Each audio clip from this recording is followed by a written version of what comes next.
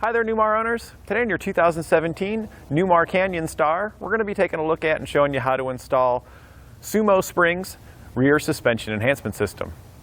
Before we install our SumoSprings, we're going to go ahead and hit the test course just to get a baseline on how our motorhome feels.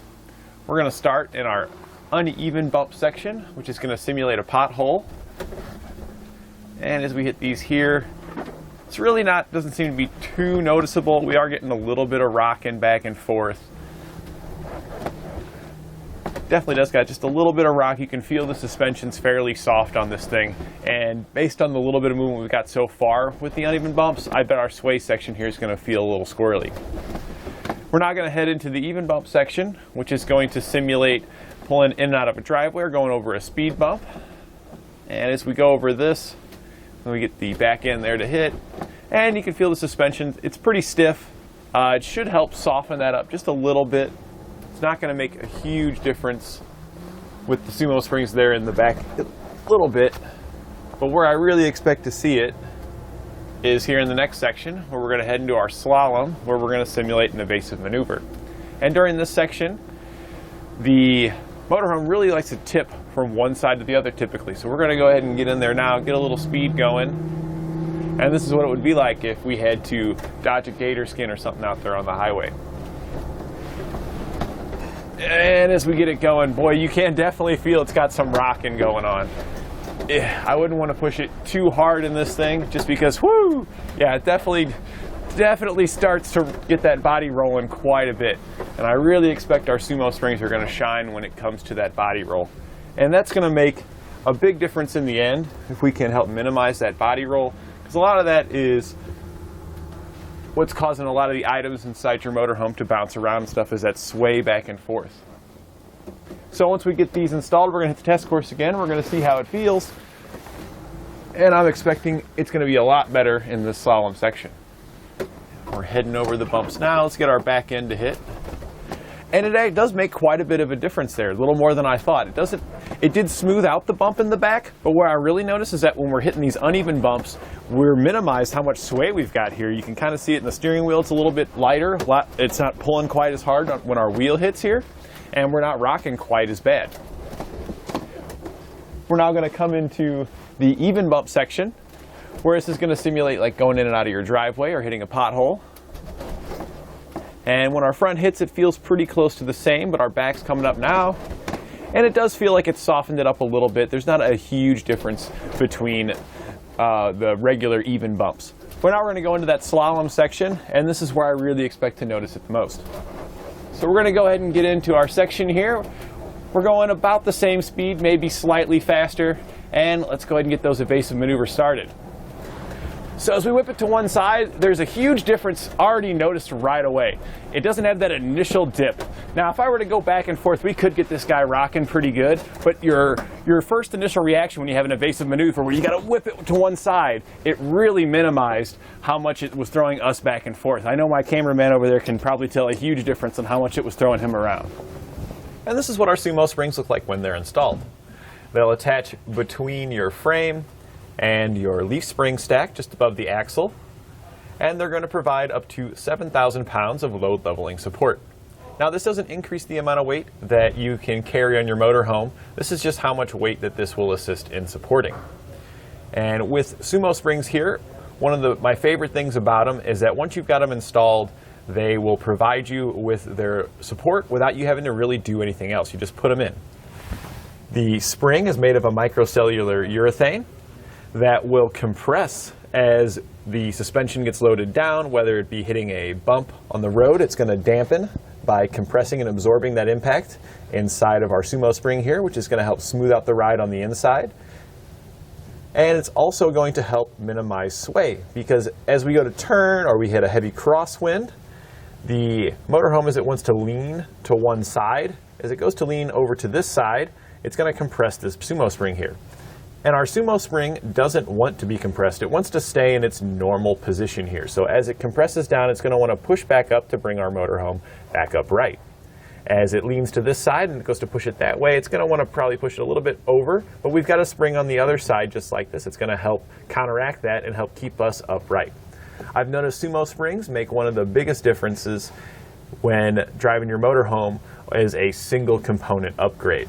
A lot of other components, they all add up together with sway bars. You can get a set for the rear and for the front. You can also get SumoSprings for the front, as well as steering stabilizers to maximize your ride quality on your motorhome and give you full control over it. But if you're going to have to do just a single upgrade, this one here seems to make the most impact. You'll get everything that you'll need to get your SumoSprings installed, including all your bracketry and the hardware. There is some drilling that is required, so if you follow along with me, we'll show you how to get these installed. We'll begin our installation by parking our motorhome onto level ground and removing the wheels. You can do this by using your leveling jacks to lift up the back of the vehicle enough to where the wheels come off the ground. You may or may not need a spacer plate underneath of those. It just kind of depends on your driveway and the current conditions, because when you lift it up, it gets pretty close, but they may not quite come off, so you might need that little spacer. Once you've got it up, you'll want to put some jack stands underneath the frame to ensure that you're not just supporting it by your leveling jacks. You've got that safety of a jack stand under there. And then we can just remove the wheels and set those aside, because they're going to have to get out of the way, because we're going to be working in this area here. And even though it looks like you might be able to get them installed with the wheels there, you're just not going to be able to get a drill bit in there. You could try using a right angle, but it's just not worth it. It'll save you a lot of time to get these wheels off. Now, when you're removing your wheels, you are going to need a pretty heavy-duty impact to get these off. And you also want to make sure that you've got a torque wrench that is capable of torquing them back down. The torque specs on your wheels is typically written on the lug nuts. On these particular ones it is. And it's between 450 and 500 foot-pounds, so they are extremely heavy torque. So you just want to make sure you got the tools at home before you start this installation. Now that we've got the wheels out of the way, we need to do a little bit of pre-assembly on our SumoSpring. The top of our spring here has 4 holes in it, and the bottom only has a single hole. So we're going to start with our top and our top bracket. Our top bracket's going to be the larger one here, and the 2 holes are going to line up with the holes at the top of the bracket. We want the holes that are spaced furthest apart. So we'll just set it on top, and you can see that it lines right up with those holes. We're then going to use the shorter hex head bolts that come in our kit, and we're just going to thread these right into the top of the SumoSpring. We can then tighten them down with a 9/16 socket.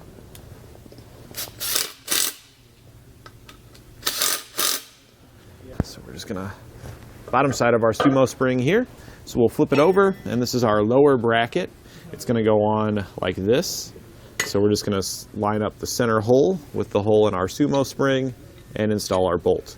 This bolt here I'm going to run down, and then I'm going to loosen it up because we need it to be able to pivot like this to get to the right spot. I just want to have it loose just enough to pivot. Just like that will work out perfect. And now we can set our SumoSpring right into place. Our assembly here is just going to sit right on top of our leaf spring. It is a tight fit, but it will fit on there. Now that we've got it sitting on there, the bottom bracket you see has this little hook here. This hook hooks around the large U-bolt here, so we just got to slide it back until that is hooked around there.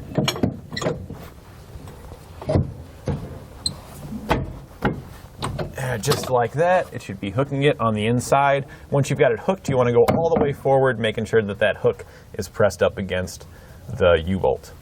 So now that we've got it sat into place, we need to determine the correct location to drill out our holes and attach our upper bracket. What we're going to do here is measuring from the top of the frame, we're going to measure down to where we hit 6 inches. So I'm just kind of holding that into position there at the top. And we can see 6 inches is right here. So what I like to do is once I find my 6 inches, I'll just mark it right here on the frame, just to the outside of my bracket. We'll then do the same thing on the other side of the bracket, so we can determine where that's going to be on each side, because we do want our SumoSpring to be level when we're done. So we'll mark the 6 on this side. And it doesn't need to be exactly 6 on the number, but you want to be as close to 6 as possible. So if you're at 5 7/8 or 6 1/8, right around there, because there may be components on the other side, and if you have to adjust it slightly up or down, that's not a big deal. So now that we've got our marks made where that 6 inches is, we're just going to level our SumoSpring out. And on this one here, it's like we're actually going to have to go up just a little bit. You can see 6, we're not quite going to make it on this one. In many cases, you actually need to put a jack underneath your axle and lift up the axle because the bag's going to be, because your SumoSpring bracket's going to be hanging down too low. On this particular one here, we're not hanging down too low. We're actually just slightly up from where we need to be.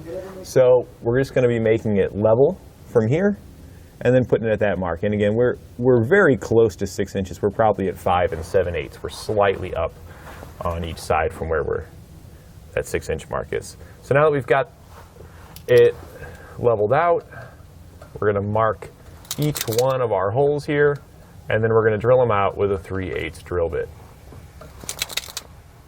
So now we've gone ahead and marked out 2 holes on each side so that way we know where those are. There are 3 holes on each side. The reason that there are 3 is because we mentioned that there might be components on the other side, so that's why you can move it slightly.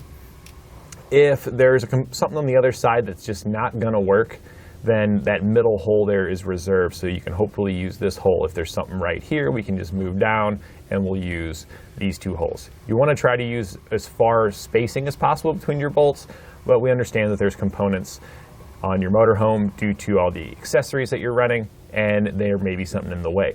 And depending on the options you got in your motorhome, it may be different than somebody else's, even though they have the exact same year, make, and model. So now we're just going to take our 3/8 drill bit, go in the hole that we had made of our marks here, and we're just going to drill those out. Again, before you start drilling, just double check on the other side to make sure there's no components or anything you're going to drill through.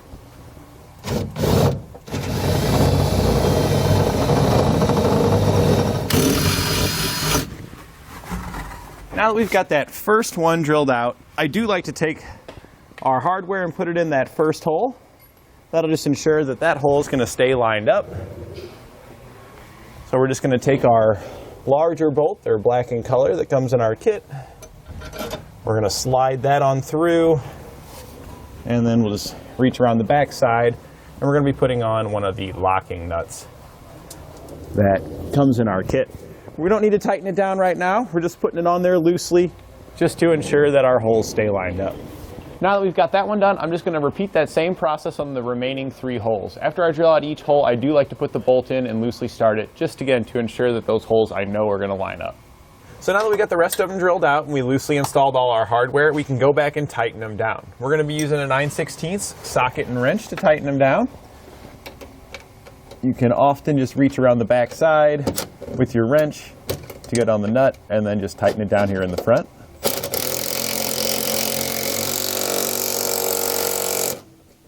Now that we've got our upper bracket all tightened down, our lower bracket we need to secure to our leaf spring stack here. We're going to take the long carriage bolts. They're going to drop down through the square openings in the lower bracket. There's one on each side. We can then take our lower bracket clamp here. This is going to slide on just like this with the C kind of facing down, so it's making a little dome shape kind of. After we got that slid on there, the same nuts that we use with our other hardware, we're going to install onto our carriage bolts here. Make sure that that again is wrapped around your U-bolt. Just double check yourself. It's wrapped around and we're good to go. And then we can use a 9/16 socket once again to tighten down our carriage bolts. When tightening down your carriage bolts, you want to make sure you go back and forth to tighten those down evenly. So I run that one up till it's close, then I'll do the same with this one and then go back and forth. Now that we've got the hardware tightened down on this side, this Sumo spring is fully installed. We'll perform the exact same procedures over on the passenger side to get that one installed. And that completes our installation of SumoSprings rear suspension enhancement system on our 2017 Newmar Canyon Star.